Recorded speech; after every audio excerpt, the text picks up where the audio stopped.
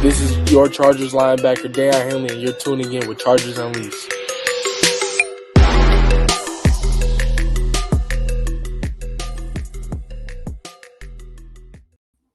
Welcome to another edition of Chargers Unleashed. Jake Hefner and DL Wolkenstein here with you from the LAFB Network. This is your first time tuning into the show. Make sure to hit that like and subscribe button on YouTube. You can also follow us on Facebook, Twitter, Instagram, Spotify, and Apple Podcasts. Dan Wolkenstein, the 2024 preseason for the Los Angeles Chargers is officially in the books. Game 3, the Chargers get their first and only win of the preseason, coming yesterday against the Dallas Cowboys in a much more impressive fashion, especially from the standpoint of offense that we had seen over the prior 2 weeks. Lots to get into, big names to discuss, and ultimately big decisions to be made when it comes down to the final 53-man roster that is ultimately going to be generated here. On top of that, obviously, we are going to be answering your guys' questions, whatever you guys have as it relates to the final 53, just in general, as far as how the season's going to go. You know, we like this interaction and these live shows whenever we can. Dan Wolkenstein, sir, you were out in the middle of a fantasy football draft in Pasadena while this game was going on. So I know there is a lot of thoughts that you have, probably a lot of physical things that you're going through still right now. So anyway, sir, happy Sunday. How are you? I'm good. Jake, good to see you. We haven't really got a chance to talk much about this game. You and I, we've both been busy, so we're kind of going to be doing this raw together while we go through this. You mentioned Chargers get their first preseason win. They get their first preseason offensive touchdown, by the way. Oh, also defensive touchdown, which we'll get to. Jake mentioned it. Tons to discuss today. Put your questions, comments, thoughts in the chat. We'll do our best to kind of weave those in as we go. Hayden says it, Jake. What a day. What a weekend. I am still feeling it. We went a little hard in the paint, so to speak. And shout out to the group that I was with. My fantasy squad, by the way, is cooking. I felt really good about that. But the Chargers game got a lot of us excited, and for many reasons, which we'll get to. But I think what makes it crazy is there were names that came off of people's lists until preseason game number 3, and then they stamped it with ink, put it in an envelope, shipped it off. You're good to go. And so the game was amazing for most things. Sans quarterback, which we'll talk to. But look, it's making decisions awfully tough. And so on the back half of this, probably back 2/3 of this, we're going to go into it. We're going to show the roster. We'll go through the guys we see as locks, and then we'll go through the bubble and figure out who we believe should be on the 53. But Jake, I think we have to start the takeaways with just like a deep bow for Jesse Minter for what this defense looks like. Stacking bricks week after week throughout the preseason, off the heels of training camp. 6 turnovers by this Chargers defense. Jake, that had to have been the key takeaway. Underneath that, there are things, but for how little this offense did, Jake, the defense held the pail. Yeah, Dan, and you even tweeted it out after the game was over, just in terms of when was the last time have we seen this Chargers defense feel disconnected? And yes, it's preseason. And yes, you know that these games don't necessarily matter when it comes to the bigger picture of things. But as it relates to the players, they are still important. And especially when we're talking about a team that has had depth issues for God knows how long.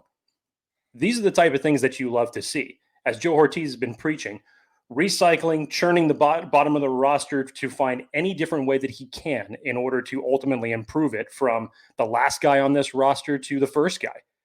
And I think that that's quite a display of what you have seen from some of these young names that have come up over these past 3 weeks who has really came up and made a name for themselves. And Dan, you and I made our 53-man roster early prediction this past Tuesday. Stupidly.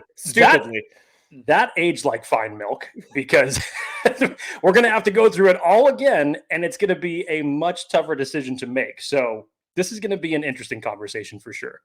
100%. Let's get into some of these comments. And again, we'll get to the roster predictions, but some of these I think are part of the game recap as well.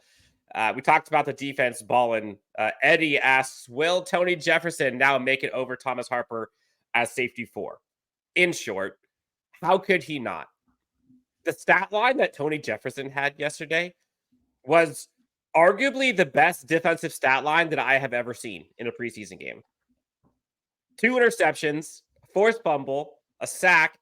I forget how many tackles he had, but the man was on 14 total tackles. For a guy who was out of the league scouting players last year. Unheard of. And yeah, to answer the question, there is no way in hell he does not make the 53. Am I wrong here? I don't want to speak for you, but am I wrong? No, I don't think that there's any way that you could look at that performance, Dan, and say that that's a guy that you walk away from or that you choose to possibly put out there for someone else to pick up. I just don't see that. I think it's an indictment on Tony Jefferson, considering, remember, he was retired, came out of retirement, and only came to try out for the Chargers. He didn't do it with any other team. I think that those signs are indicative for him coming on the roster, number one. And number two, kudos to him because he had made some plays sparingly here and there throughout the first 2 preseason games. And then we were talking about it because then there was all of this conversation about JT Woods being kind of this virtual chess piece. Versatile. Playing, yes, thank you. He's real, not virtual. Thank you. Thank you. Playing both corner and safety. So when you have that type of versatility, much like there is with a guy like Foster Sorrell or Jordan McFadden, it allows you an extra roster spot to have because you can have a guy now who can play multiple positions and it eases decisions for you a little bit. But from the standpoint of Tony Jefferson and another veteran presence that you have now in the secondary, after a performance like that, I don't think there's any way in hell that the Chargers are going to have a tough decision when it comes to whether or not he makes the 53-man roster. I think it's locked. I agree. We'll get to some of the defensive standouts here, but Athier comes in with a $1.99 donation. Athier, thank you. This defensive ensemble is AFC West boys, and it goes on to say that we are winning the West. Athier is feeling good after preseason game number 3. Winning the West will be a little tough, but hey, have we seen crazier things? I'm not sure. Tony Jefferson, far and away, was, gold star number 1, 2, and 3, if you want to call it that. But we got to see some fun things. You saw interceptions by lots of folks, including Jake's darling, Trayvon Morris-Brash, with the pick 6, with the sack, with great coverage, and is making it awfully tough to keep him off the 53. And I see him as the guy that was kind of on that roster bubble, and there's some nuance there because of a Chris Rumph injury that might put him on IR, which opens the door for a possible Morris-Brash spot. But I don't know what else he could have done to have a bigger impact in his final showing than what he did. And the whole linebacking squad in general, outside linebacker, inside linebacker, just looks so much better than it has a year ago or in the years past. Shout out to Trayvon Morris-Brash, made the most of his opportunity and ran with it. And then the first opportunity, the other linebacker. But come on, go ahead. Kudos to Jake Hefner. Got it right. Go ahead. Look, we still have, and this is going to be some of the scenarios that we're going to have to go through when it ultimately ends up coming to the 53-man roster. But when you just look at it on the surface level, I think Trayvon Morris-Brash played his way onto this roster. I think he ultimately takes Chris Rumph's spot. Now, it's interesting considering that, the veteran presence that you have now at the edge position, when we talk about the big 4 between Bosa, Mack, Dupree, and Tuli, that's a nice formidable 4. But you've also seen what he's done in the preseason games. We've heard about what he's done in preseason practice. We have heard Jesse Minter laud about him in post-practice interviews, talking about his potential. His juice is basically at the next level as a situational pass rusher, but he has a certain style to him that translates power to speed that I think is so critical for someone of his size coming off of the edge. And I think that when you look at the whole of this edge group that you have, I think he rounds it out perfectly. So why would you not want to have a guy like this, even if we're talking situational pass rushing situations, to have another guy that has that type of a juice and that type of a size that you can rotate seemingly with some of your veterans and still get good production out of? Again, I know we're talking a small sample size here, and we're talking about 2 preseason games that he really stood out. But hey, if you want to convince me or anybody else that he doesn't deserve a spot at edge 5, I'll listen to you. But it's hard to argue that in terms of just talking about someone who wants to make this roster. I think Tremont Morris-Brash did that. I would agree. And again, we're talking about a Chargers defense that was out on the field for more than 2/3 of the 60 minutes of football. They were on the field for over 40 minutes to just 19 minutes of offense for the Chargers. And the Chargers defense had 6 turnovers. The offense was doing them 0 favors. Honestly, the fact that the defense scored 7 points plus 6 turnovers is insane. And think about how bad that means the offense was. That they did 6 turnovers plus 7 points, and they still won by just 1 score. And barely. Because they had an end zone interception. The defense looked good. And there's a question here from Eddie, Jake. This is probably for you. Is there less worries now on the defensive line with the signing of Tyir Tart, who has been great? And there's no question in my mind that he makes 53. And he's up at the top of the depth chart of that position. Are you less worried now with that signing? Yes. Personally, I loved the signing when Tart was brought in, and you heard Jim Harbaugh talk about it, that beginning of free agency, they had him high on their free agency wish list of them wanting to bring him in. And you kind of go full circle with this. And I know I had talked about this on a previous episode, and I've talked to Dan about this offline. You go back and you look at the reasons ultimately why he was let go in Tennessee. First of all, it was last December, right after they had lost against the Houston Texans. This was just before the playoffs got underway. And he had asked for his release. And then you hear the Tennessee Titans talk about, not a fit, personal misconduct, whatever it may be, just not, they'll do the PG-13 answer for GMs as they normally try to sugarcoat it just to say, not give too much into the reasons of why a release was taking place. He was then signed on quickly by the Houston Texans once they found out that that the Titans were releasing with him, and he finished out the season with them. And then ultimately during this offseason, he signed with the Miami Dolphins. I was and then shocked. when the Dolphins released him, they kind of gave that same type of answer. And so I thought about that, and I went back in my head and I started thinking of like the similar reasons of Christian Fulton. Does it just take the right environment, the right coaching staff that we have seen so many times before with players where you just need a new environment to try to find yourself? And as we heard from Christian Fulton, he held back no punches in terms of certain things that were going on with the Tennessee Titans coaching staff. And his play has been night and day. It has. So I loved it. I think it's a great low-level signing for Tart, a great veteran presence. If you can get Tart back to the film and the play that he produced in 2022, that's huge. I think it's a huge piece, and I think it can round out this interior defensive line group very nicely. Yeah, there's a question here. I'm trying to find it about, are we worried about the amount of rushing yards that were allowed by this Chargers defense? And Laus de Bruin had kind of took the words out of my mouth, so I'll put his comment here. The Chargers gave up a lot of plays, yards specifically, but they had 93 plays. And we've talked to Trevor McHugh, who knows very much about this new Chargers defense, previously Michigan defense, and told us exactly this.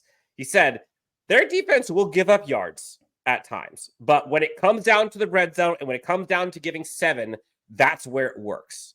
He said, so they are the epitome of a bend but don't break defense. And so you saw that all over the box score. You saw that with, I think it was 31 first downs that the Cowboys had.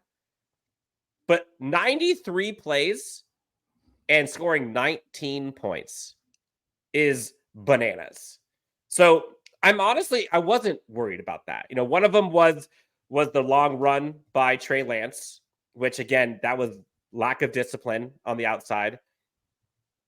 But for the most part, when your defense is out that long, 93 plays, you're going to give up yards. You have to.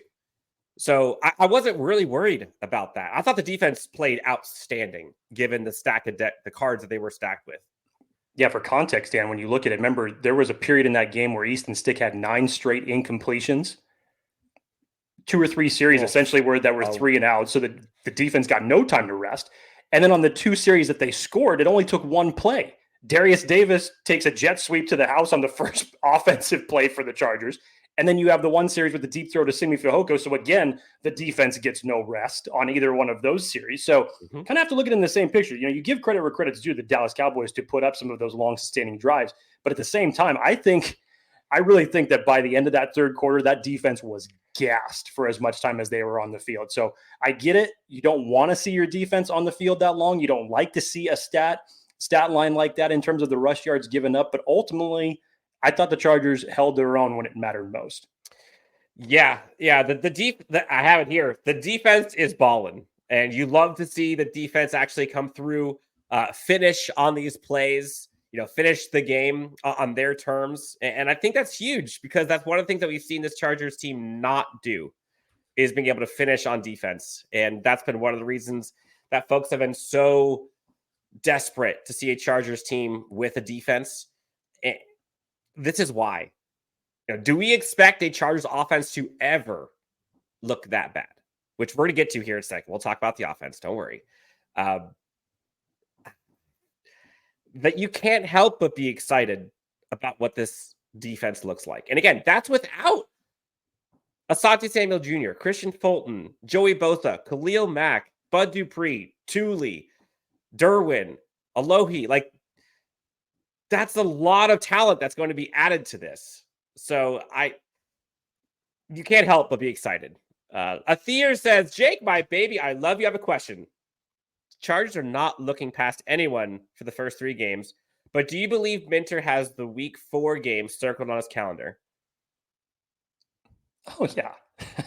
I think that they figured that out as soon as the schedule was released.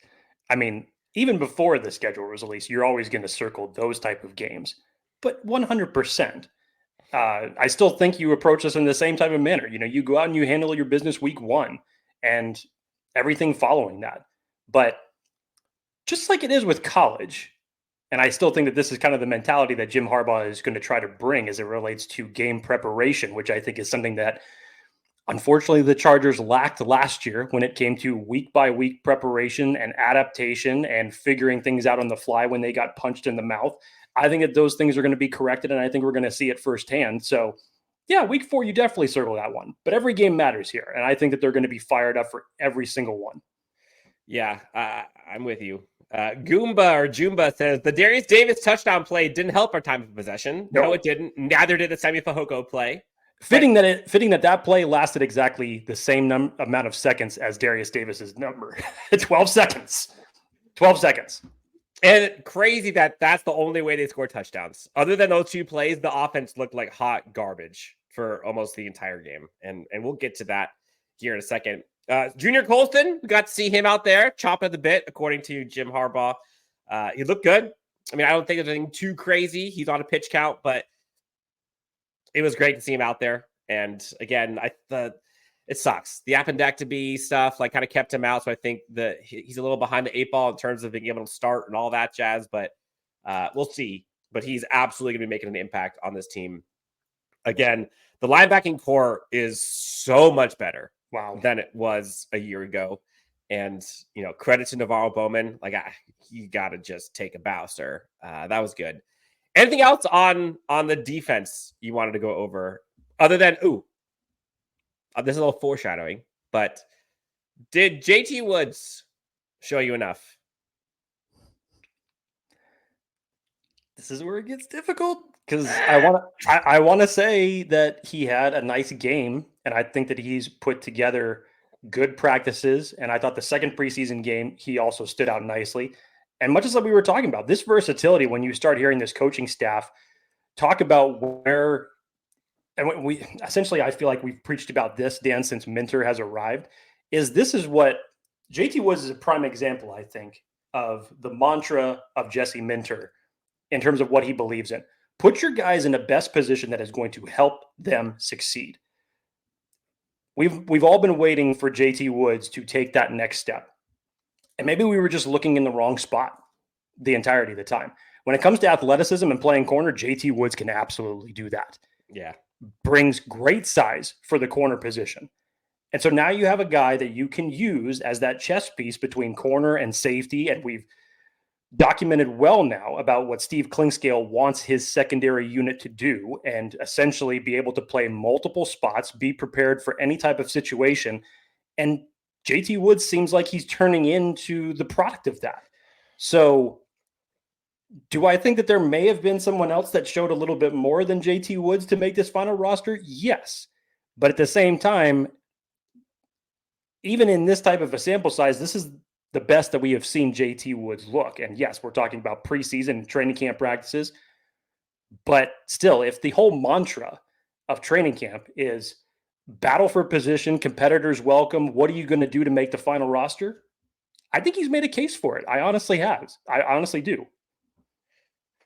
Jorge Rodriguez says, if they cut JT, I guarantee Tom Telesco will claim him. We'll see what happens. I don't have Google Translate. I don't speak Spanish, I believe this is. But if anybody wants to translate this, I'm not even going to attempt to say this because I'm just going to butcher it and make myself look like a fool. Corbin says, wasn't the problem with JT Woods his tackling? Haven't seen that at all recently, have you? That was just one of his problems. I think but you have seen some improvement there. I have seen some improvement as it relates to the tackling. I have seen some improvement as it relates to where he is and where he needs to be in terms of where the ball is going. So his situational awareness, I think, has also improved. And those were two big things that really haunted him over these past couple of years. Agreed. Guilty as charged is here. What's up, fellas? Happy end of preseason. We made it. Hey, we finally made it, fellas. We finally made it. We're so close. Now start the clock to the NFL draft, please, for the love of God. No, we can't do that quite yet. Oh my goodness. Shout out to Guilty as Charged. Jake, anything else? Any other notes on the defense before we get to the offensive side, which didn't have nearly as many highlights? And they'll get to the 53-man roster stuff. No, you just got to put a stamp on it. Preseason early days for Jesse Minter's defense. I thought that they've essentially dominated training camp since it begun. They have gotten much more wins than the offensive has had during training camp practices. And then you look at these past 3 preseason games, and they've definitely showed up. They look different. They look hungry. And that's what you wanted to see out of a Jim Harbaugh, Jesse Minter-led defense. Yeah. Interesting question. I wonder how Kenneth Murray would look in this defense. Ask, I'm not Hallie. I don't know. You don't need to know. No. Let's see. Let's face it, says Girthy Guitarist. Coaching was the issue last few years. Lots of guys that were shit look solid. Pardon my French. Don't worry about it, Dan. Well, essentially, that's why this entire coaching staff, with the exception of Ryan Fitkin, was torn down to its foundation and built up in the vision that Jim Harbaugh wanted for this team. So, yes, plenty of coaching issues that were problems with this team for the last several years. Yep. All right. Offensive standouts, Jake. And, it's very few, Dan. Yes. Very few. So great to see Darius Davis. And again, we talked about this as soon as we heard little rumblings of, is he a possible roster cut? No, no, not even remotely close. You're never going to cut a rookie all-pro returner who probably wasn't utilized appropriately on offense. And then you're seeing at training camp him being used deep all the time. And then you see plays like you saw yesterday where the guy just cooks and he is running in high-octane fuel around everyone. It just looks like he's gliding. It's ridiculous. The guy like that can look like that. And it's just impressive. Darius Davis, have a day. The fact that was the first touchdown you get was pretty hilarious. And then Simi Fehoko, we talked about this going into the game of, this is a big game for him, for Brenden Rice, which we'll talk about as well. So far throughout camp, and say what you will about the Easton Stick stuff, which we'll get to.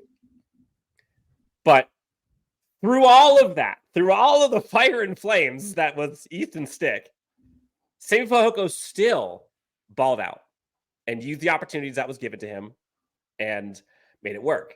Now, that said, Brenden Rice, I feel like, just got an unfair shake. And they were trying to pepper him yesterday. You could tell this coaching staff was trying to give him the ball. And I guess Easton Stick kind of tried, but he had like 2 or 3 balls that were able to be caught. The rest were atrocious and inaccurate. And it sucks for Brenden Rice. But again, I don't want to foreshadow a little bit. Brenden Rice, it doesn't mean he's not on the team. It does not mean he is not on this team, because this coaching staff has been very high on him. Remember what they said back when they drafted him about how high of a grade they had. And then you see what he's done with but with Justin Herbert, how good he looks in training camp. And he's a target for Justin Herbert. So the dichotomy here is the coaching staff, Jake, is saying the best guys will play. Those who perform the best are going to be on the roster. And if you're looking at just preseason games, it's Simi Fehoko. If you're looking at it in totality, it might still be Fehoko, because Fajoko's brought it both in camp as well as preseason, but also on special teams. But I don't necessarily know if Brenden Rice hasn't. It's only due to the opportunities that he has or has not been given. So I don't know. Thoughts on those two, and then continued. Dan, I received a text message from my dad immediately after the Darius Davis jet sweep, because my dad's a Dallas Cowboy fan, but he was not familiar with Darius Davis's game. He was after that. I guarantee you. The only text I got was, "Who was that? He is so damn fast." So I had to explain to him who Darius Davis was in that short period of time. But these are the type of things. I thought it was hilarious that Jim Harbaugh also said, I didn't think that he was going to be able to make the edge either. And then all of a sudden he takes off. I mean, that is Darius Davis's game. You get him out into open space and he can blow past everybody. He makes good angles look bad. You hope that these are the type of plays that Greg Roman and Jim Harbaugh are able to call up for Darius Davis and not just use him for special teams reasons as it relates to what the old regime did. As it relates to Simi Fehoko, you still continue that same message. Competitors welcome, make the most of your opportunities, even with the poorest quarterback play that was generated over these past 3 weeks. You got to give it to Simi Fehoko. You really do. And I think that outside of his performance offensively, you look at what he can also contribute on special teams. Same reasons for Brenden Rice, because Brenden Rice comes in, he blocks his ass off in certain situations, even in plays that do not necessarily involve him. He can do that on special teams as well. If Simi Fehoko did anything, he just made this decision much more difficult for the Chargers.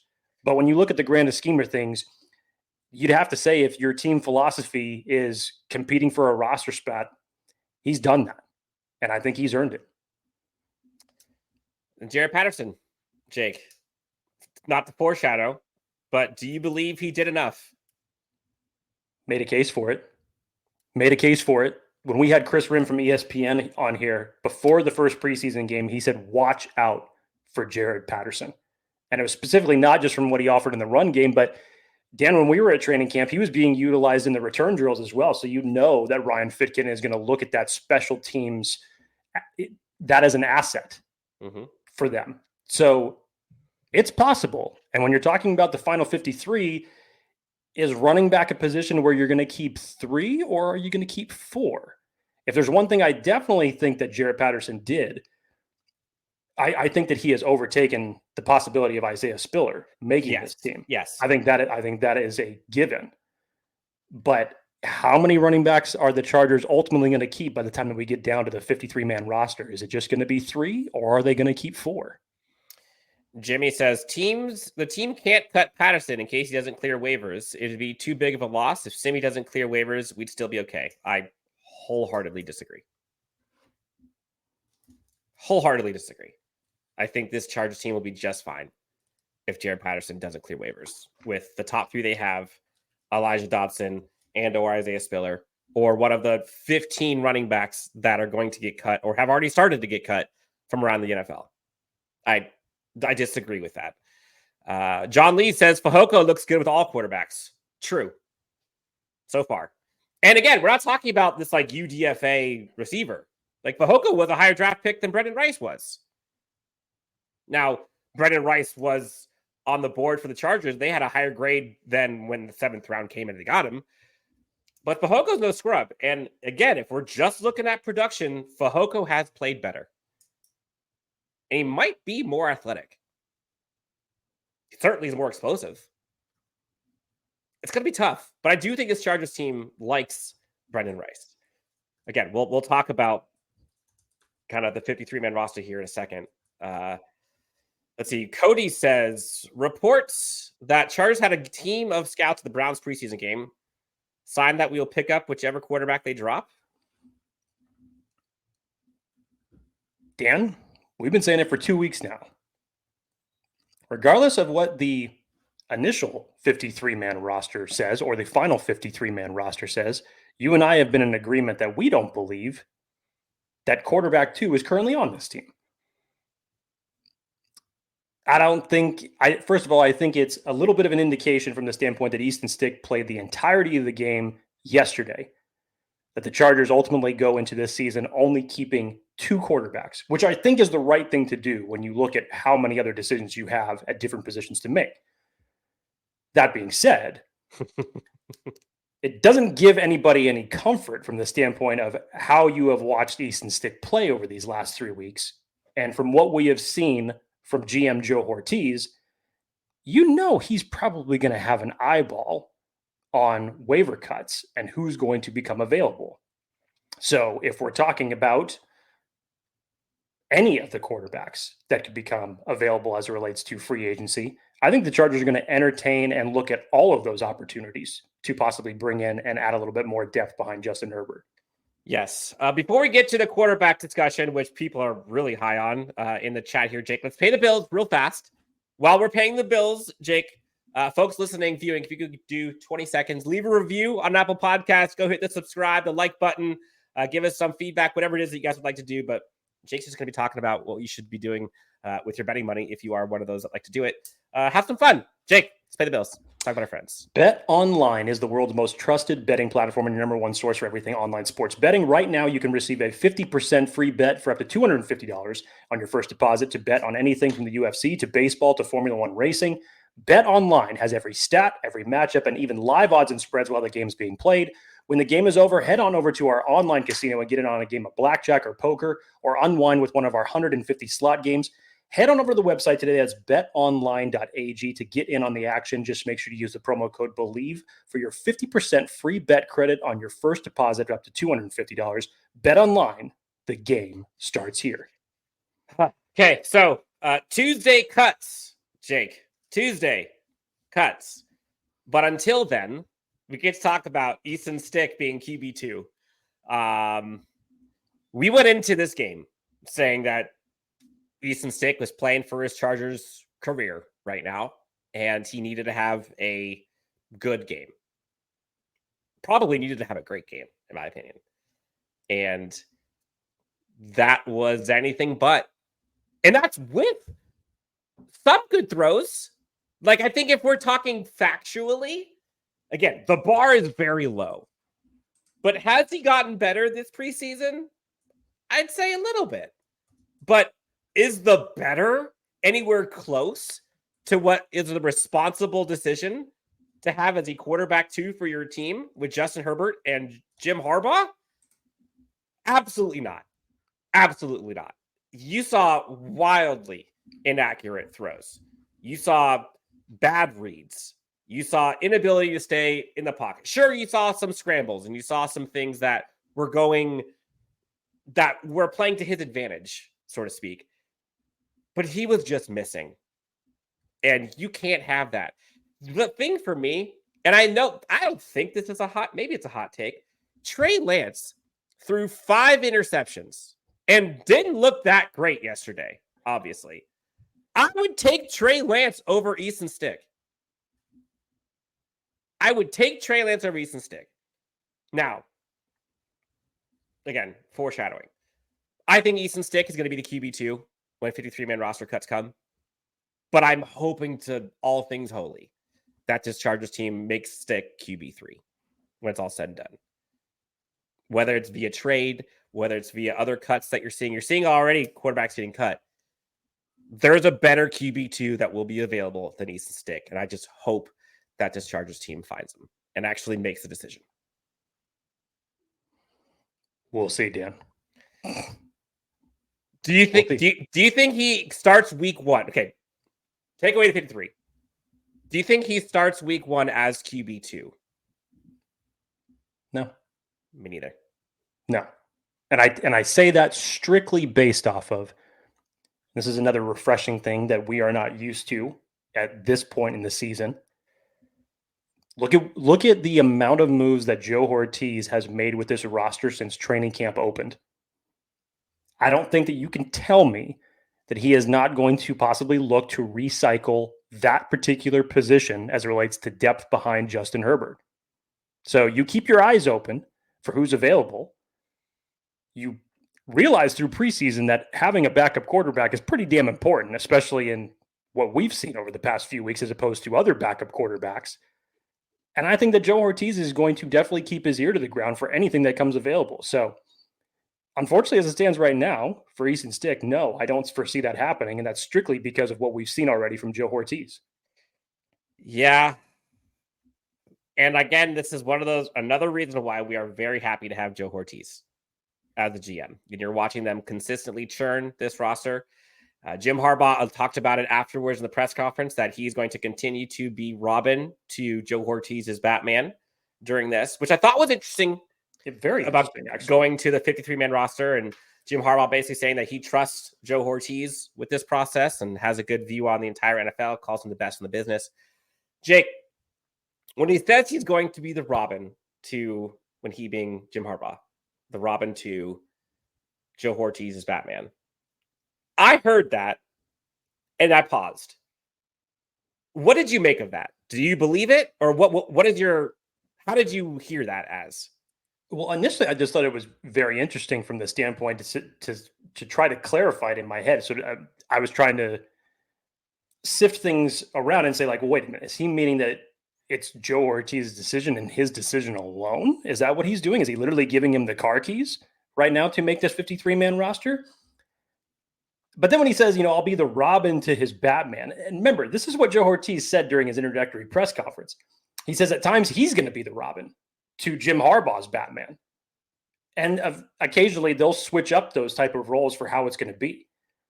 I think when you look at roster construction, again, we talk about so many issues as it relates to this team over the past couple of years. Roster construction was a big one. Thus far, without even playing a single regular season game, I think Joe Ortiz has made the case that he's pretty damn good at it.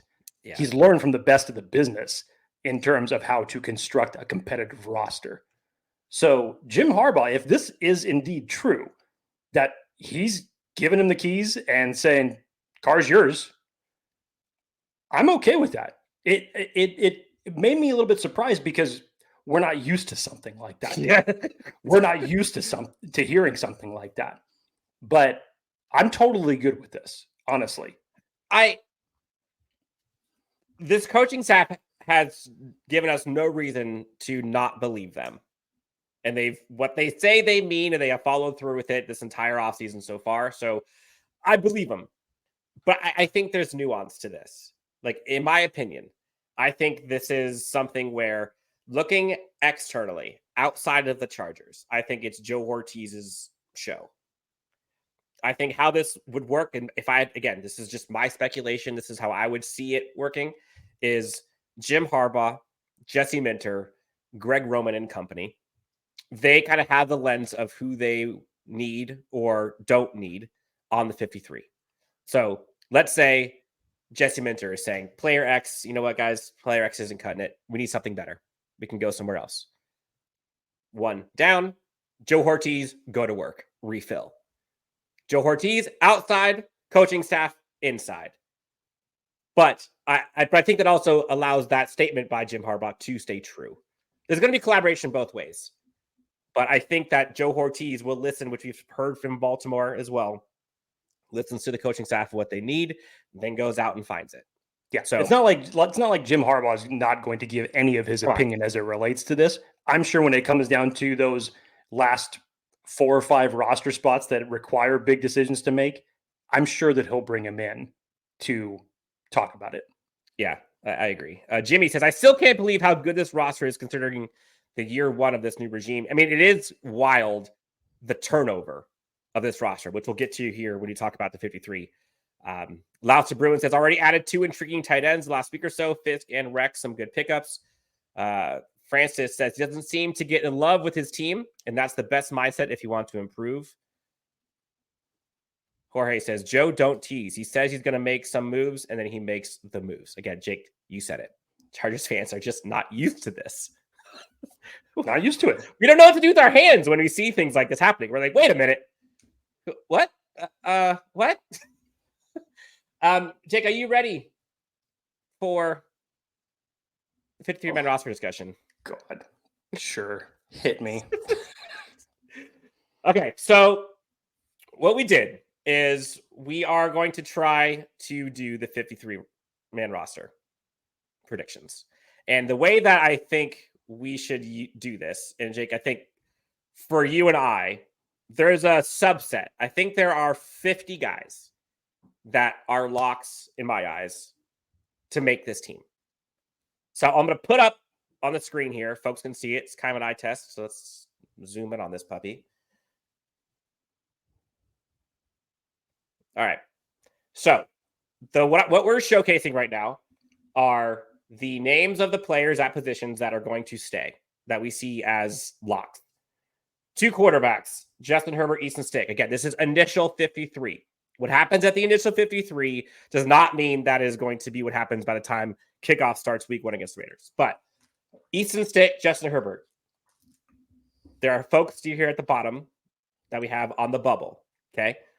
Currently, 50. Gus Edwards, J.K. Dobbins, Kimani Vidal. I think those 3 are locks. I think you look at the 6 receivers. And I do think Fehoko is a lock now, by the way. Palmer, McConkey, Johnston, Shark, Davis. Those are locks. I think Fehoko is now a lock as well.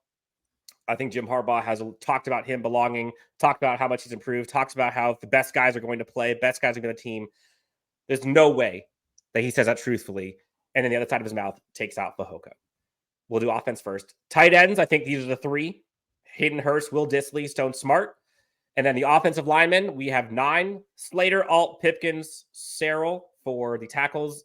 Johnson, Salyer, Hymas, McFadden for the guards. Again, there's some flexibility there as well. And then Bradley Bozeman for center. Again, there's other folks that play center too. But those are the offense that we have as locks. There's other guys. Again, there are 3 more slots we get to fill. But these are the names so far that we have on offense. Shake, any one of these names you want to highlight or discuss? No, I would agree with those. Nothing else to add as it stands right now. It's not to the difficult part of creating the roster yet. Sweet. Jake, take the defense away. Again, these are the ones that we have as locks. Yeah, so edge obviously is going to be a position that is going to be a difficult decision to make when ultimately making the 53, but as it relates to locks, big 4, Mack, Bosa, Tuli, Bud Dupree. Defensive linemen, I have the Chargers keeping 6. I actually don't think that this number fluctuates. I don't think that this is one that you necessarily have to worry about unless we're talking about possibly somebody else getting cut from a different roster and the Chargers jump on another opportunity, much like they did with Tart. But you have Tart, Poona Ford, Morgan Fox, Tito, Scott Matlock, and Eboigbe. I think those are your core 6 for your interior defensive linemen. Linebacker just stands right now, much like the edge. This is where another interesting decision is going to ultimately end up coming. But locks for sure, Junior Colson, Denzel Perryman, Daiyan Henley, Troy Dye. The conversation of Nick Neiman will be coming up here momentarily, and that will be one that the Chargers might be able to be flexible with. As it stands for corners, here we go. Asante Samuel Jr., Christian Fulton, Cam Hart, Still, Taylor, Dean Leonard. That makes sense for your core 6. And then at safety, where everybody was having the conversation between JT Woods and Tony Jefferson, I think with the game yesterday, you just can't see any way that you walk away from that. So your starting safety or your safety unit is Derwin James, Lohi Gilman, AJ Finley, Tony Jefferson, and of course your specialists, J.K. Scott, Josh Harris, and Cameron Dicker. So total defense, special teams, 27. Total on offense, 23. Total roster count, 50. Okay, so we have 50 guys that we believe are locks.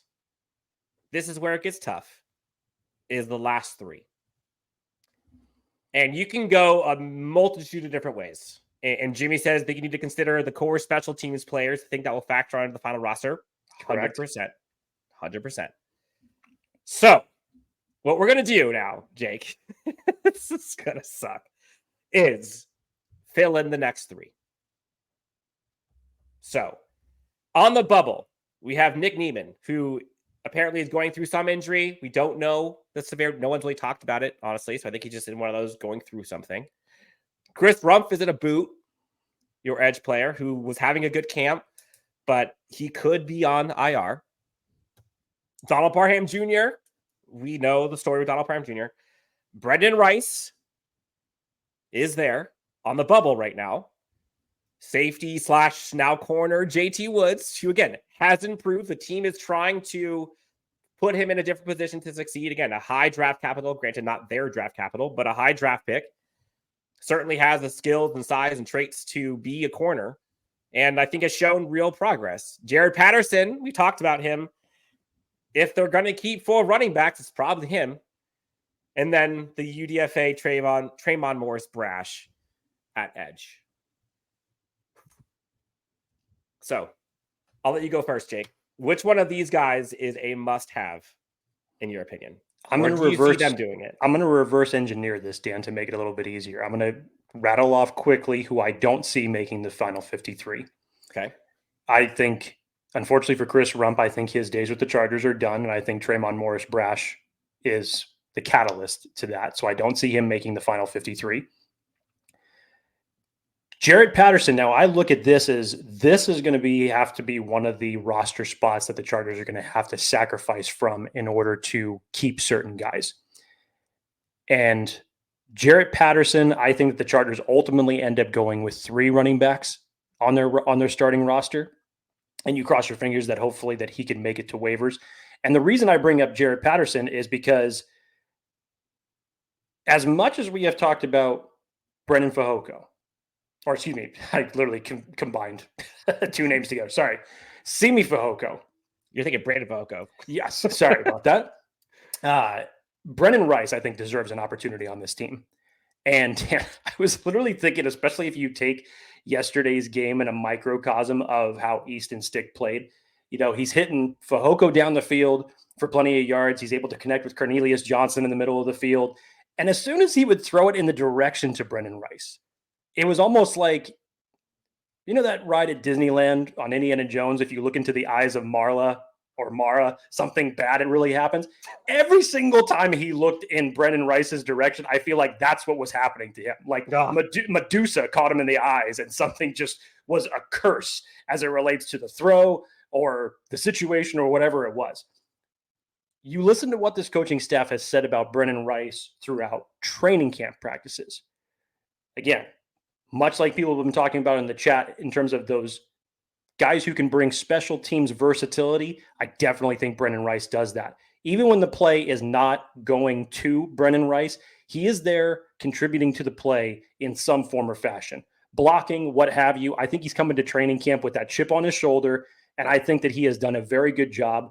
And I think even earlier this week when the coaching staff was asked about the possibility of them even keeping 7 wide receivers, I think that that's indicative that they're really giving that some thought. So I think that it's a trade-off on offense where you don't keep 4 running backs, but you sacrifice 1 to keep 7 wide receivers, Dan. And finally at tight end, at the tight end spot, I cater this more towards what this coaching staff needs from their tight ends. We know the story of Will Dissly. We know why he was brought in to add a blocking presence, can also be a versatile receiving threat as well. Hayden Hurst is obviously going to take a brunt of those targets. And as it relates to Stone Smart, I think he kind of fits more in the middle as it relates to the skill set that they want from their tight ends. So it's close. You honestly could say it's a coin flip between Donald Parham and Stone Smart at this point. But if you start thinking about what is it that the coaching staff needs from their tight ends, that's where I would give Stone Smart the edge in that circumstance. So that leaves now, I already said Brenden Rice. It leaves Nick Niemann, JT Woods, and Tremont Morris-Brash. Nick Niemann. Wait, so real quick. So you have Brenden Rice as part of 53. I kind of buried the lead a little bit because I was talking about Jared Patterson. So you sacrifice at running back, you keep 3 instead of 4, which means that extra spot you take to your wide receivers and you keep 7. Okay. So Patterson's out. Rump we have out, right? Yep. Correct. Okay. And ultimately, I don't think that Parham ends up making the cut, unfortunately, either. Okay. Parham's out. All right. So here I look at this. 54 spots, 54 players, 53 spots. Nick Niemann, you may be able to utilize that IR spot where the Chargers could get creative if it comes to that type of situation. And even if he still needs it from an injury standpoint, that you could place him there and still keep him on the roster and not have him count against your 53, because I fully agree. He has turned out to be a very, very important special teams player. And I think for how he has developed under Ryan Fitkin, and then we saw his production. For Nick Niemann? Yes. Yeah. And then when you saw how he turned out in week 1 of the preseason, I don't think there's any way that the Chargers are going to give him up because of what he brings to that linebacking group. And of course, how he contributes on special teams. He's vital for that unit. So that leaves us with JT Woods and Tremont Morris-Brash. And ultimately, I think that that's the catalyst, Dan. I think if you put Nick Niemann on IR to start the season, it then gives you fluctuation for both of these guys to ultimately make the team and round out that final 53-man roster spot. Tremont Morris-Brash has. Do you think that Fisk, the tight end, should be on this list? No. People are asking about him. No. And I understand. Okay. I understand why, but I think just in terms of when he came into camp, maybe it would have been a different story if he started with the Chargers earlier in camp and got a little bit more time with them and a few more reps. I really don't think that there's going to be much of a shakeup at the tight end spot. I don't think that anybody outside of those 3 has really done enough to do it. So when you finally look at between JT Woods and Tremont Morris-Brash, I think the versatility that they have utilized JT Woods in, the fact that they have talked about him playing both corner and safety, and when even Joe Ortiz himself has talked about not having enough guys in the secondary, this is essentially your chess piece to utilize it as. You can utilize him as that extra corner or that extra safety. So you can say, however it looks from a roster standpoint, 6 cornerbacks, 4 safeties, and you have 1 in the middle that can play both positions. That's JT Woods as it currently stands right now. And Tremont Morris-Brash, this will be an interesting decision on where the Chargers go, whether or not they keep 4 edge players or they keep 5. But again, if we're preaching the competitors' welcomed message, Tremont Morris-Brash has done that. So I think he's earned that roster spot. Oh, man. Okay. So there's a couple things in the chat here. People are kind of flaming Brenden Rice. They're saying Brenden Rice doesn't get separation. They're saying Brenden Rice is worse than Quentin. They're saying Brenden Rice hasn't looked good. Rice was dropping passes. Like, okay. Was Rice perfect? No. Did Rice have a drop? Sure. But Rice has not looked bad. And Rice has gotten open and separation throughout camp and preseason. Has he gotten the ball delivered to his hands often? No. So let's be honest here about what this is. I think everyone would agree that has kind of been an unfair shake for Brenden Rice right now. They tried getting him the ball with play calling, and it just couldn't get there for the most part. So let me just say as an anecdote, again, this is why I'm not Joe Ortiz. This is why I'm not having to make these critical decisions to build the roster up.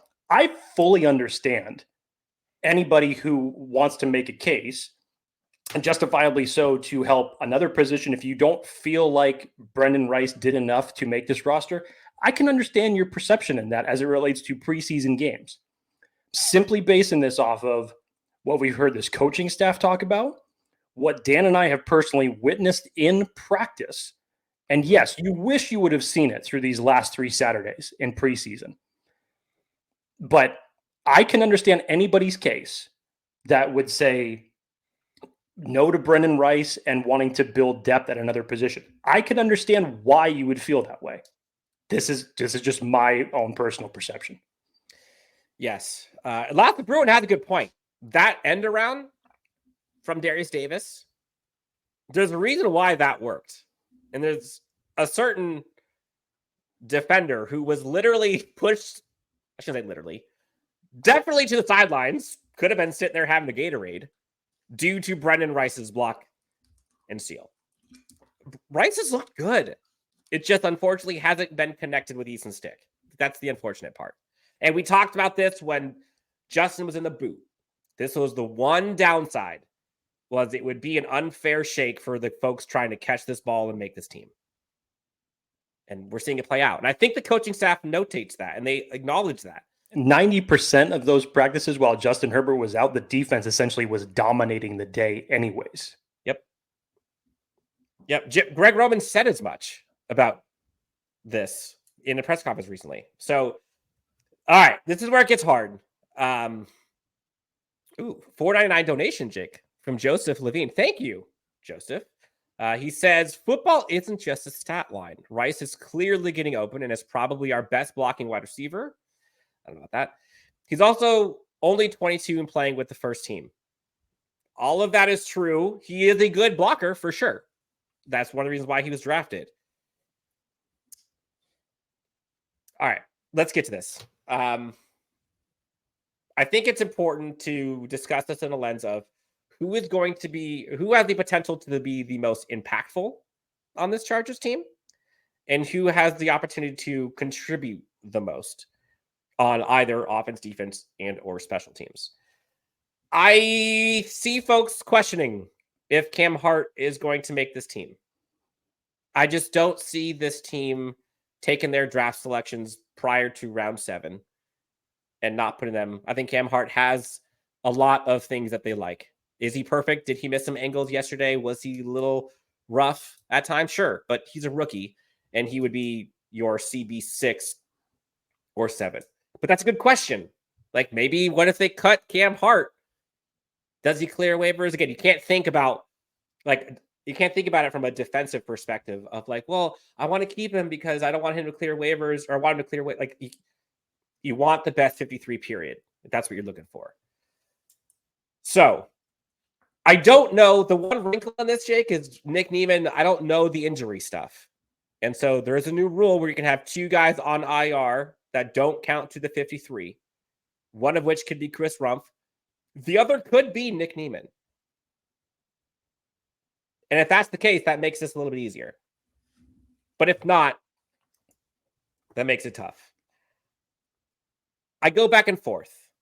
I don't think that Jared Patterson makes this team. And I know folks are talking about there being only 3 running backs and you can't trust those guys to be healthy and all that jazz. You know, if all 3 of those running backs get hurt in one game, I'm not even going to say it, but like, come on. 2, you've got folks on this team and a quarterback that can kind of ride it for one game if need be, then bring folks on the practice squad. Again, there's also a million running backs that are going to get cut or available. I think they can go with 3. I'm with you. It's the JT Woods versus Morris Brash. I think if it's me, the 3 I'm adding would be, I think they have to have 5 at the edge. You can't just stay with 4. I think Jesse Minter is going to push for that one. So I think we're both in agreement that Morris Brash is on here. Correct, Jake? Yes. Okay. So I'm going to add him here. There we go. Okay. So now we're at 51. I think JT Woods, I think they're emphasizing defense. I think he makes this team as a corner. I think he's your 7th corner. Would you agree? Yep.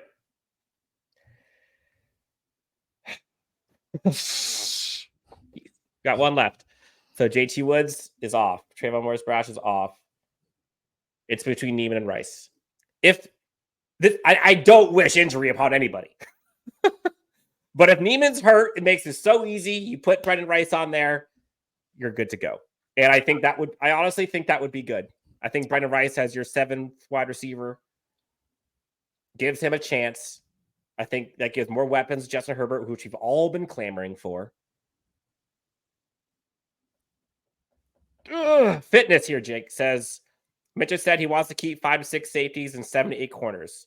I mean, he probably wants to keep 10 safeties and 10 corners. I mean, the way that this secondary is playing, how could you argue that? I mean, there's a handful of guys that aren't going to end up making this roster that you would love to keep for sure as crucial depth pieces. Yep. Again, I don't know what the latest is on Nick Neiman's current injury status. I don't believe that he's played since, I think it was August 15th, shortly after the Rams preseason game. I don't think that he's played since. So I don't know what the latest is on him. As we know with Jim Harbaugh, it would just, you ask him that question, he's just going to tell you that they're going through something. So I don't know what the latest is on him. And that could be the deciding factor because he's with a group of veterans still that were not part of practicing for a good period of time. So he could totally be ready to go as it relates to week 1. And depending on that, that could totally change everything in this projection. And again, there are several combinations that you could create the 53-man roster with the guys that we were just talking about. Chargers could possibly choose to go 4 edge players.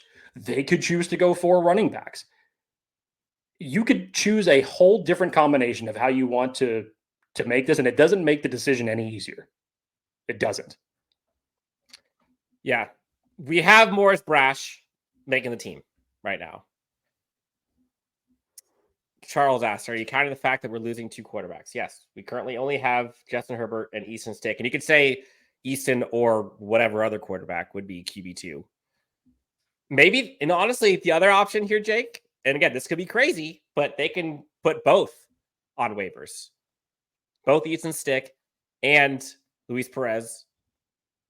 Cut them both. Not on waivers, excuse me. Cut both. Just keep Justin, knowing that they can bring in either one of Easton Stick or Perez or any other quarterback, please, as QB2. And if that's the case, you get to keep both. At least for now. That's not bad. I mean, that'd be bold. And honestly, if the Chargers did that, I think Chargers fans would rejoice. Yeah. There would be party in the streets. From a roster standpoint, you keep Easton Stick on this roster with an asterisk next to it, essentially, right now. Which I think is how I think you and I both agree. Yes, it still counts against the 53, but it doesn't mean that it's going to be him as quarterback 2. I didn't see the comments. Timmy saying, I guarantee you every single one of the people making negative comments about Rice is just repeating the nonsensical blank the director was saying yesterday. I don't know what the director was saying. I didn't catch it either. Okay. But again, look, to each his own in terms of how this is almost like, it feels like a mock draft, Dan. Everybody can build this roster however it is that they see fit. It's why we're not sitting in the GM positions. We don't have to make the tough decisions. Thank the Lord. But we leave that to Joe Ortiz and Jim Harbaugh right now. You can create this however you want. I think Dan and I are just going off of what we've seen at practice. When you go back and you listen to these coaches, what they've specifically said about Brenden Rice, or you look at it in terms of the comment that was mentioned here by Jesse Minter, in terms of how much guys in the secondary that he would want to keep. I think it's indicative of certain things that the Chargers make as obvious anecdotes as far as what they're ultimately going to end up doing. And yes, the tease about 7 wide receivers earlier this week, I don't think was an indication one way or the other as far as ultimately what they're going to end up doing. But I think if you were to look at this wide receiver group, and unfortunately we didn't get to see it in preseason games, but we got to see it during training camp. And I think that Brenden Rice comes in, he's a competitor, he blocks his ass off, he can contribute on special teams. And yes, I know it didn't show up during game time. Not all his fault. Is there, I don't want to answer this question of which one of these guys I want, because I do believe that right now, I think Nick Niemann will make a bigger impact to this team than Brenden Rice. Nick Niemann is a core 4 guy. I think you're going to see Ryan Ficken. That argument. I can understand that. So I might have to go Nick Niemann here. And this might be a last second audible, because I just going by production. Like, I'm trying to think, is there anybody else on here that would be a cut candidate? Like the Cam Hart, if we're just looking at who's been playing the best, I would argue Cam Hart has been less productive and has made less plays than Brenden Rice has at receiver. Would you agree with that? I just don't see them getting rid of Cam Hart.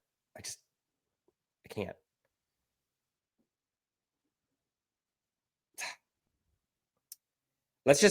I'm glad I got to do this before you did.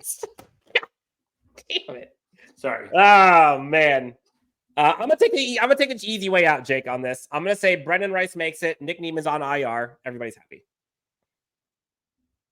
If that happens, that would be kind of best case scenario for folks looking at it. No, I don't think Scott Matlock is a cut candidate. I don't at all. You go back to what Jim Harbaugh has talked about him in terms of his work ethic, he's definitely praising his leadership, the there every day kind of the TED stuff. Like, he's not going anywhere. I agree. Niemann is the best. Niemann's the better player. Like, if I'm going based off of everything that they have said to us as a coaching staff, I think if it had to be between Nick Niemann and Brenden Rice, I think it's going to be Nick Niemann.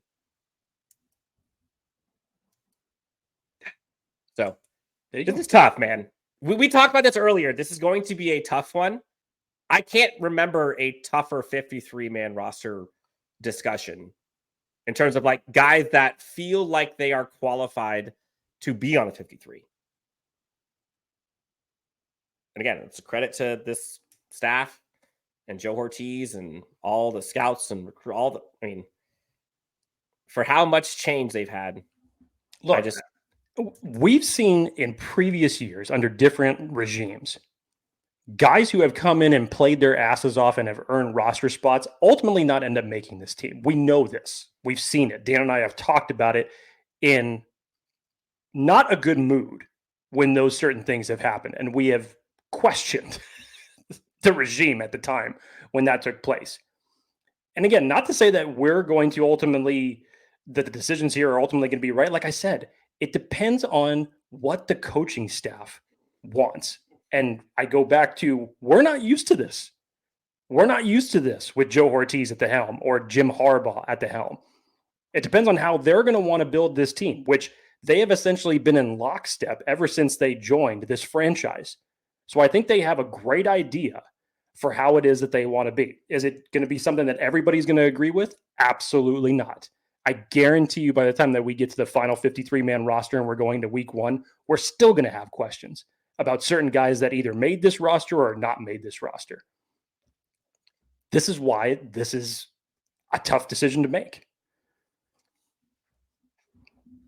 Again, who are we, right? We're just two jabronis trying to make a 53-man roster prediction. Exactly. What we would do might be different than what the Chargers would do. I think I'm trying to take the lens of what I believe the Chargers should do. And I do think if it was down to this decision, I think it would go with Nick Niemann if he's healthy. That's fair. It's fair. I understand. I don't like it. I know you don't like it, but I understand why you make that choice. I get it. Do you think that it's between? Because I think a lot of people are saying it's between Fehoko and Rice, and I just don't see it that way. I don't think it's a decision between the two of them. No. I think Sima Fehoko locked his roster spot yesterday. I think prior to this game, you maybe could make that argument, because if you give both of these guys one more opportunity in that game, basically say who goes to show out most. Now, again, I say this from the standpoint of Brenden Rice's lack of production in preseason games is definitely not all his fault. No. Do you think Easton Stick was throwing the ball a hell of a lot better to Simi Fehoko than he was to Brenden Rice. There's nothing that Brenden Rice could do about that in that situation. No. Let's go through this real quick. Like, there's some people in the comments, from Laos to Bruin. 6 CTs are aligned. Only Tart and Fox have had recent good play. Puna Ford, not going anywhere. We know that. Tyre Tart, been a stud. Morgan Fox, I think he's perfect for this system. Tito, I'm not sure, to be honest, but I think he's a lock. You've heard Jesse Minter praise Tito, said he made a step forward this offseason. Scott Matlock, I think we talked about Eboigbe. They put a 4th round pick. They invested in that. I don't think that they go back on that. I don't. But if we're going just solely on production, you can make the case that Eboigbe could be a cut candidate. I just can't see it happening. You go look at offensive linemen. I don't see any one of these guys not making it. I think they like Hymas's versatility. Foster Serrell, I think, has actually looked good this last week. You know, the top 5 are making it. McFadden's been everywhere. He's kind of like your tight end 4, sort of. They're not going to only keep 2 tight ends. You know, like at the end, maybe you have like a phantom 4th tight end, because hell, we've even been hearing things in training camp about them using Scott Matlock as a tight end, for Christ's sakes. They put him in at fullback yesterday, and someone who's going to be able to play on both sides of the ball, much like Jordan McFadden. We saw him out in motion during training camp practices and used it as a fullback in jumbo packages. So maybe that's how they're looking at it in terms of things that they can do, but that's the versatility of how you construct this roster. According to Laos to Bruin, Matt Money Smith said on the radio that Fehoko was told he made it. I mean, I wouldn't be surprised. So that's what we got. Jake, if it was up to you right now, do you think if it's between Rice and Neiman and they're both healthy, who do you think they take? If I put my Harbaugh hat on, yeah, I would probably lean towards Nick Neiman. That's what I would do if I was thinking in that type of a mindset, if both were healthy. If it's a situation where Nick Neiman is not healthy enough to start the year, then maybe you get that type of break. You're still going to have to make a decision when he's healthy, ultimately, of what you're going to have to do, which is not going to be easy. It's not going to be fun. But if both players are healthy, I think Neiman gets the nod. Yes. It's going to hurt, though. It's going to hurt. We'll see. We'll see. I'm sure you started to see other teams, Jake, put in some cuts haven't been made public. You're seeing some players out there that are now available. This is going to be hard. Is there anything else we wanted to discuss here? We went through preseason game number 3. We went through the 53-man roster, what we see as the path forward. You know, I think big rocks, right?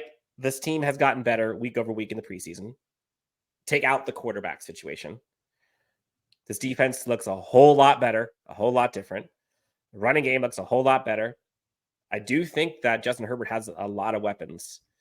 And that's been the hardest part, is watching this offense the way it is without the guy who makes it all run. It's just hard. Anything else, Jake, before we get out of here? No, the last half of that episode sucked. I hated going through that. Much like we teased, that was going to be a hard decision. The Chargers have hard decisions that they have to make over the next few days. But in the bigger picture of things, when you have a roster that has been struggling, especially from a depth perspective like the Chargers have, these decisions should be hard. Get the best 53-man roster that you can create, however that looks, however you want to invest in certain positions. More at running back, less at corner, less at linebacker, more at D tackle, more at tight end, more at wide receiver. However you want to construct it, it's tough. It's really tough. This is hard. But again, like, it should be, to your point. That means they're doing this. Jake, let's take like 3 to 5 minutes tops. We'll do rapid fire here. If you have any last questions or comments, put them in here. We'll do our best to kind of answer these or quickly. criticisms. Or criticism, how much we suck. We'll take those too. We do not mind. Let's start getting to these. Fitness says, who makes the practice squad? Oh, God. Did you just see the decision that we just had to make? I can't do that right now. Good Lord. I appreciate the question because now, what is it, 17 practice squad spots? Or I can't remember the exact number, but that's going to be, I mean, I think you're going to have a good collection of depth pieces on that roster based on the names that we have not talked about, but guys who have flashed throughout preseason. Elsewhere as well. Yes. And you would hope that some of the names that we haven't talked about are the ones that are immediately going to go as practice squad candidates. And all of a sudden, the Chargers are going to have a stronger practice squad than what they've had in previous years, which is good to know. Yep. Let's see. Rapid fire. Here we go.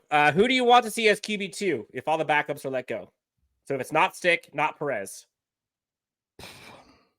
If Huntley becomes available, that's an option. If it means that the Chargers have to, whether or not he's cut or if they have to trade for him, DTR is also an option for the Chargers. We saw, what was it, Mike White that was just released this morning from the Miami Dolphins as an option.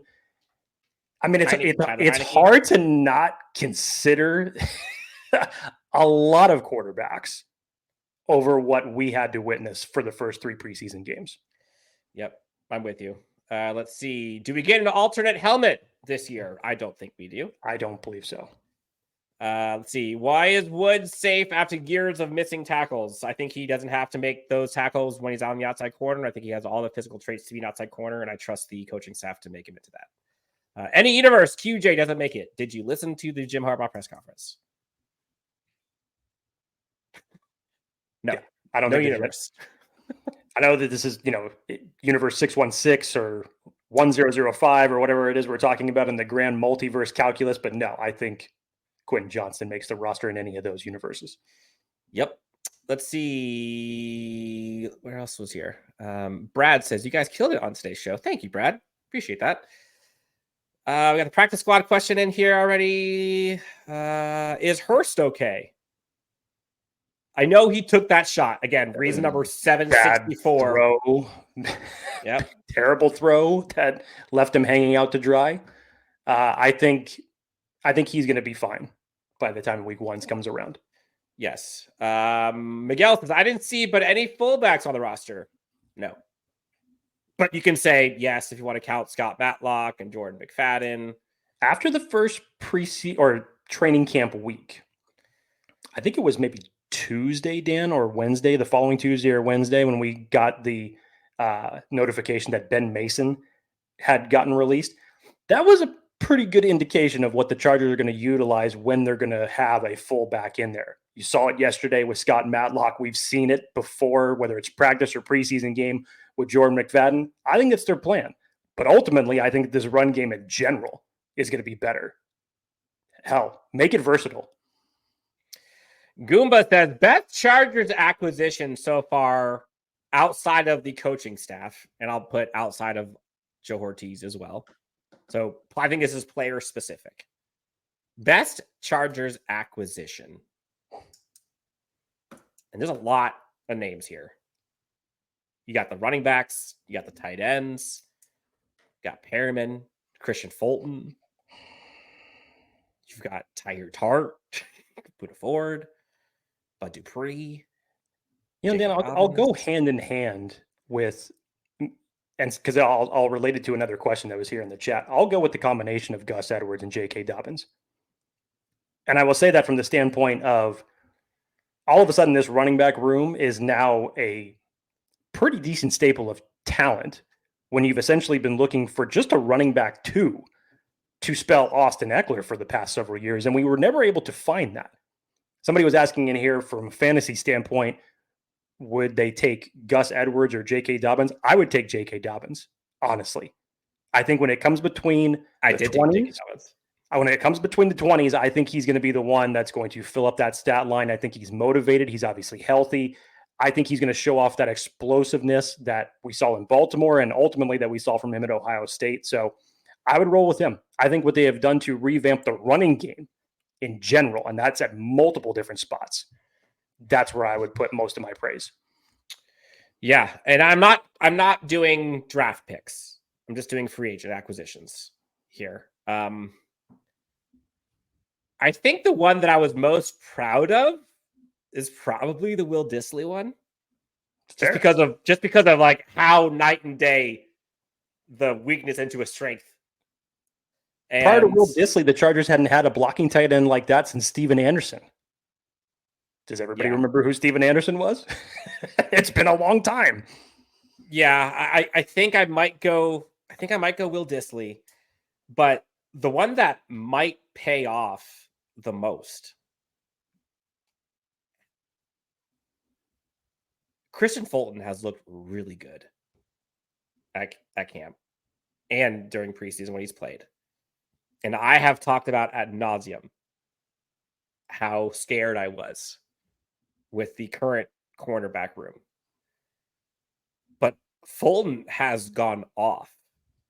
Look at you coming full circle, Dan. And very proud of you. It's crazy for me to say this, but if that pick can play out and you get your CB1 for that price, still 26 years old on a 1-year deal, you could turn him into a reclamation project for this team. And all of a sudden you got some good stabilization at the cornerback unit. Low risk, high reward, in my opinion. Yeah, but there's a lot. I forgot DJ Chark is in there. We mentioned Tyler Tart. Let's see. Let's get a couple more in here. Am I missing any? Alistair Bruin. What position are they most likely to pick someone on the waiver wire apart from quarterback? I would say, depending on how many running backs they ultimately keep, and if you keep an eye on that stable, you could possibly look there. I would say interior defensive line, possibly. I know we just rattled off 6, but much like Tart, if there's a name on there that the Chargers possibly were high on during free agency or someone that they would have vested interest in, yes. And then you look at the position that Dan has been talking about, that Joe Ortiz has talked about. You never have enough good corners, or you never have enough corners in general. So Dan has been clamoring and has still been uneasy since the draft has concluded that he believed that the Chargers needed to add another cornerback. And I fully understood why. And at times I even agree with him. But then you see the secondary play the way it's been, and it's been extremely impressive. But I still don't think that because of that, you turn a blind eye to any of these free agents that may become available. So those would be the 3 positions I'd watch out for. Yeah, I'm with you. Last word to thanks, guys. Great show. Officially Raiders week, FTR. I'm with you. Lots of folks are excited about DJ Chark as well. Last one, Jake, from Miguel. Who is a sleeper? Not much production, but deserves a shot at making the team. I think like Brenden Rice would be a clear answer to that. Clear. You can make the argument whether or not you want to keep JT Woods on this roster or not. And I can understand both sides of the coin. I think this is the best that we have seen him. And I think from the standpoint, much like you've seen from Jordan McFadden, where the Chargers are utilizing him at different positions, or Scott Matlock at different positions, the fact that they have now started to utilize him at corner where it may be a better fit for him, I think that may end up earning the roster spot. Versatility in the cornerback room is something that Steve Klingscale has preached since his opening press conference. It's a product of that. Yep. Ooh, we didn't talk about this, but tight end 3. We'll see what the roster cuts look like, but sure, your current tight end 3 is Stone Smart. Could there be someone that comes in that could provide more than that? I'm not sure. We'll find out. Tuesday, we'll be here soon enough. 2 more days. And we'll probably start getting some news prior to that. But the Chargers are in a good spot, considering where they were at beginning this season, before they got the coaching hires and the staff and the GM, and before the Keenan trade, and before the alt pick, and before McConkey, and before Colson, and all. Think about how much change we've seen. And now we're on the brink of knowing who the 53 is.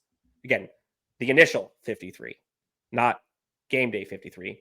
But we'll leave that topic for another day. Jake, anything else? I went a little long here, but clearly this is kind of a big time for Chargers fans and for the team.